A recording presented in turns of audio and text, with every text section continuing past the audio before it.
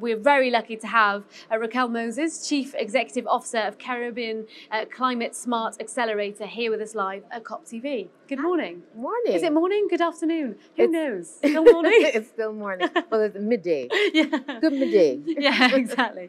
How are you? How's your COP26 been? It's been phenomenal. It's been absolutely tremendous for us, and we are so glad that we're getting to engage with so many of the countries that we work for and haven't seen ever. Yeah. So this has been really, really great. We're also excited about a lot of the large-scale commitments that have been made, especially by the private sector. We think that is so very important, that the private sector support the climate action and the climate finance, especially, that needs to take place. There's lots of buzz here at COP26, and reading about the Caribbean Climate Smart Accelerator, fascinating stuff. But for people who are watching who may not have heard of it or know much about it, can you explain more about what you do and what it actually is? Sure. So the Caribbean Climate Smart Accelerator was an idea by 3 prime ministers in the Caribbean, together with Richard Branson, who decided that something needed to be done to create a climate smart zone in the Caribbean. So what we do is we work to aggregate projects on behalf of the region. We represent 28 countries, and for those countries, we help them build economies of scale in their projects. We help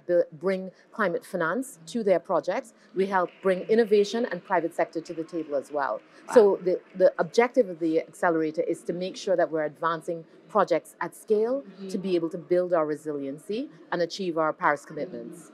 So what are the ambitions of the, we talked about SIDSs or SIDS here today quite a lot, but what are the ambitions of this, and what do you see being the key challenges to actually get to realise those ambitions? So one of our great ambitions is 90% renewable energy for all. And at the moment, as a region, on average, we're at 17%. And we have standout countries like Costa Rica who are at 100% already. So what in terms of the goals that we've set for Paris, the goals get us to about 57%. We think that we should be at 65% by 2030, and we'd love to see us get to 90%. But what we know is that it'll take about $130 billion to get the SIDS in the Pacific and the Caribbean to 90% by 2040. And in order to do that, we need to unlock more climate finance.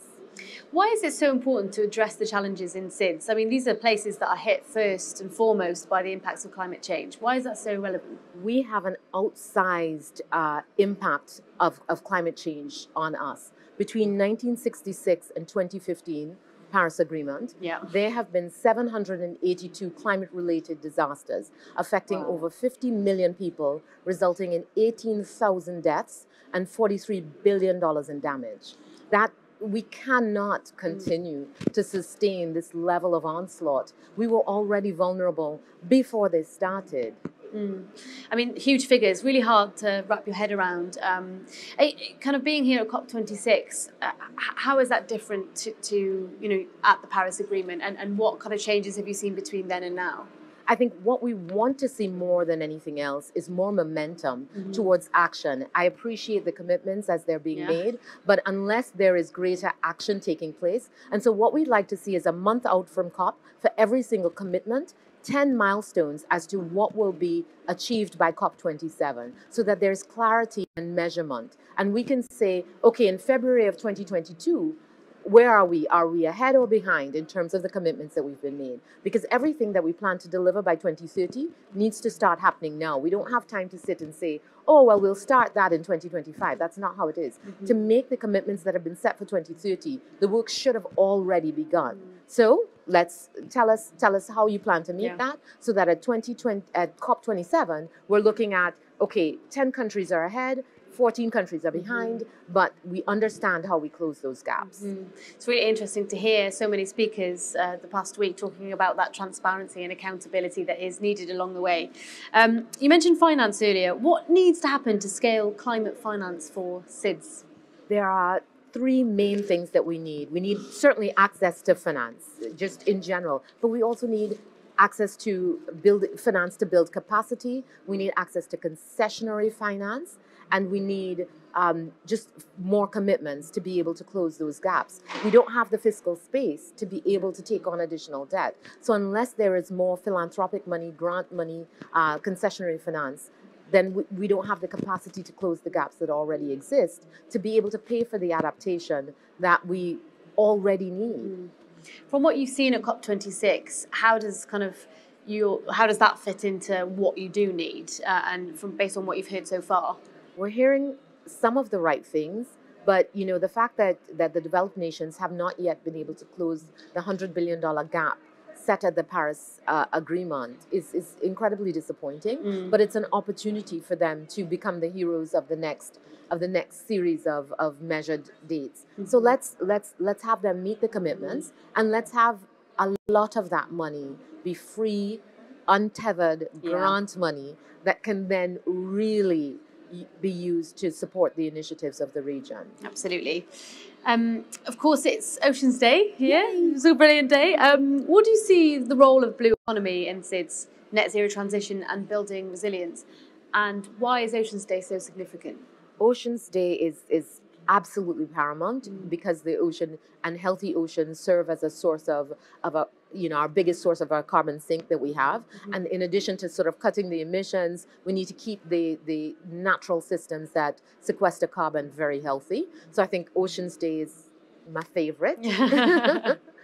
But we are bringing innovation to the table. We are seeing all kinds of entrepreneurs do things with like sargassum, with seaweed planting, with coral rehabilitation, and we want to see more of that. But in order to do that, it comes back to the money. We need the money to be able to make it happen. So one of the things that we want to really highlight is the need for more blue entrepreneurs, and we're doing a lot of education around that because a lot of people still need to understand what the blue economy is. Yeah, for sure. There's a lot of misunderstanding in the general public about that. Definitely.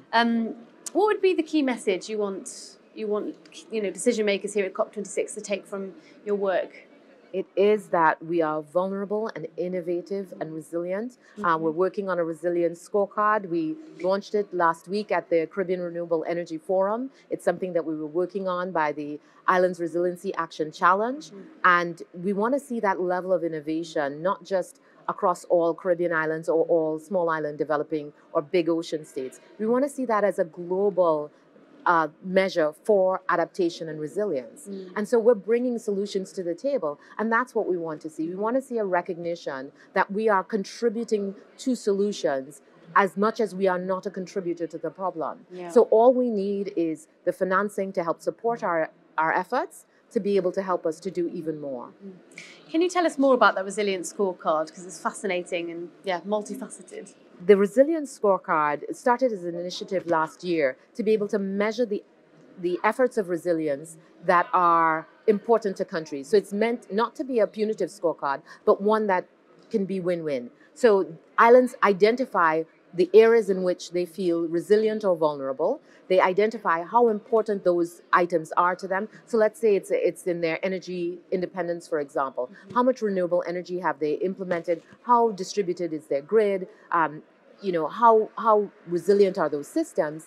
And then we can use that scorecard to be able to determine with philanthropists what are some areas that they can invest in to help build resilience, not over one island, but over many islands. The goal for the scorecard team was to get one island to pilot it. We got 5. And we're seeing growing momentum against that, something that is easy to understand, that highlights where countries are either vulnerable or resilient, and where they are resilient, it is an opportunity to attract foreign direct investment because systems are hardened in that particular area. So it's win-win for the countries who identify and can then use that as a tool to attract climate finance. We've talked today about the race to resilience and this goal of making 4 billion people resilient by 2030. Speaking in timelines, you've mentioned a few of your kind of goals. Are you positive, hopeful about how things are progressing and obviously how this project is gathering so much momentum? I'm absolutely optimistic because there isn't another option. So we're measuring this COP in degrees of success.